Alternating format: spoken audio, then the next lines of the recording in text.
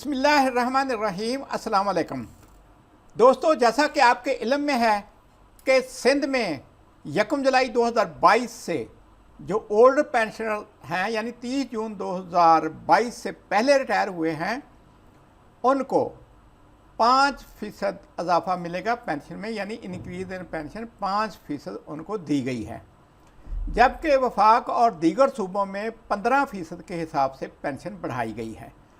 Sindh government का कहना है कि वो बाकी सूबों की निस्बत तनख्वाहें और पेंशनें ज़्यादा दे रही है।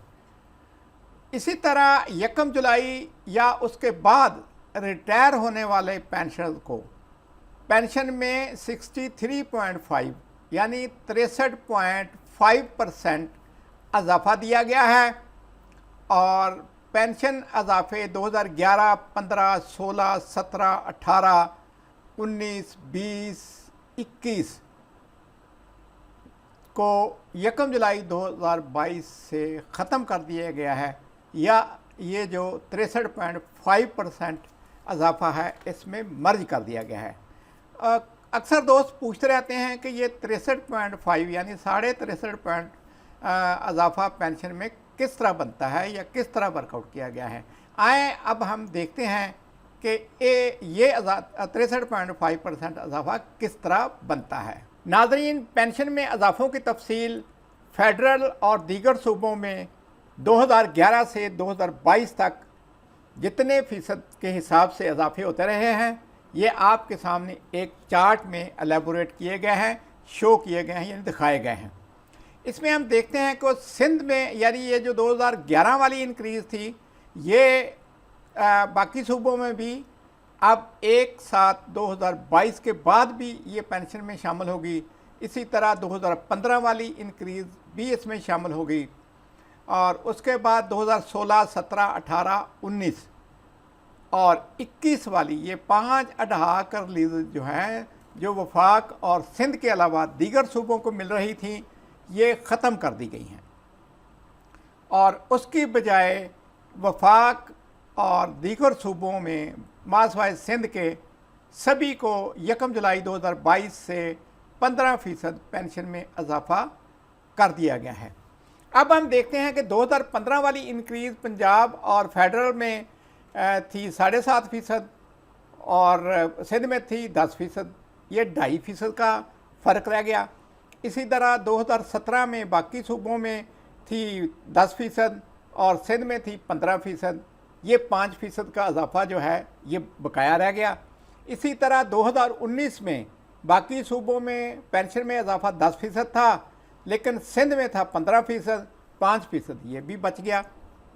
अब IP 2020 यानी 2020 में वफाक ने या किसी सूबे ने पेंशन में कोई इजाफा नहीं किया था, ये सिंध ने सिर्फ 10% इजाफा किया था, तो वो 10% इजाफा जो है वो बाकी सूबों के बराबर तो नहीं है, ये लिहाजा ये ख़त्म नहीं हुआ बल्कि मर्ज कर दिया गया है।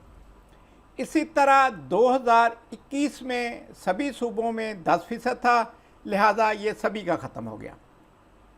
और उसके बाद है जी 2022 वाला इजाफा, ये बाकी सूबों ने 15% कर दिया था या कर दिया है, लेकिन सिंध ने किया है 5%।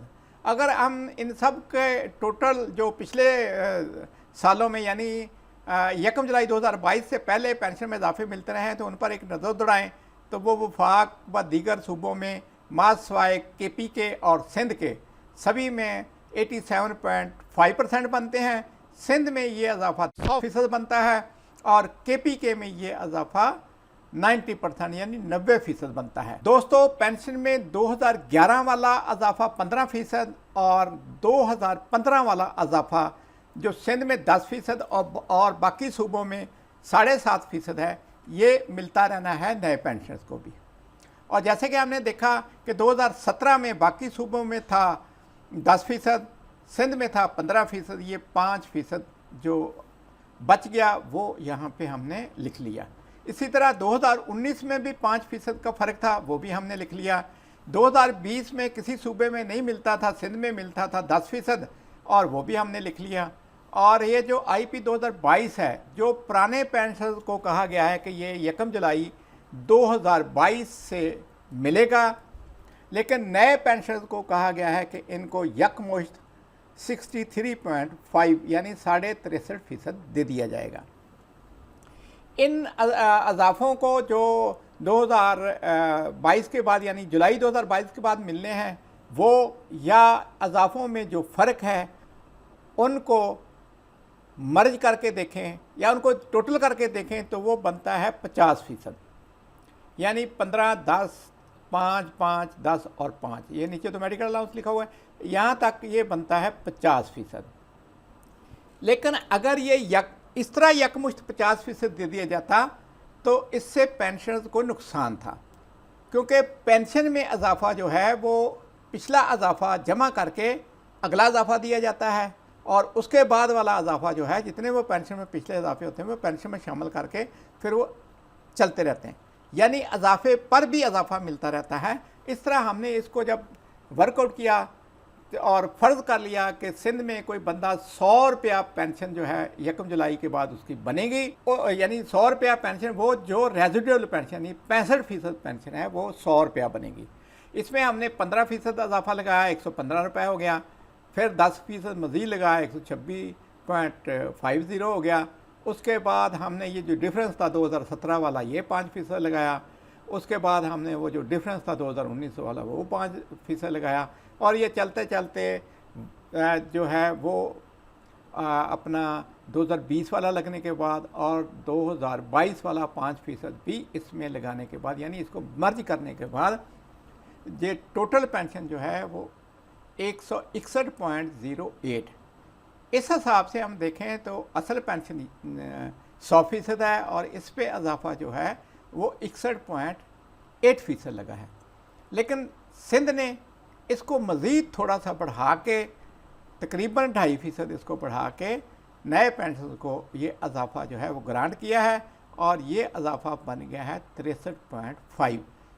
नए पेंशनर्स को किसी लिहाज से भी इन इजाफों के हवाले से नुकसान नहीं होगा बल्कि फ़ायदा ही होगा।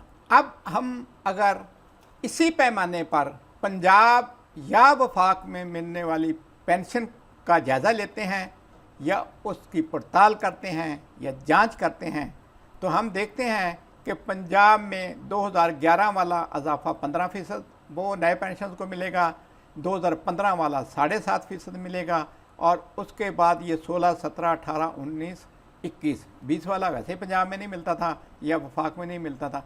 ये पांचों जो हैं ये ख़त्म कर दिए गए हैं और 2022 में खा वो पुराने पेंशनर्स हैं या नए पेंशनर्स हैं सभी को 15% इजाफा दिया गया है।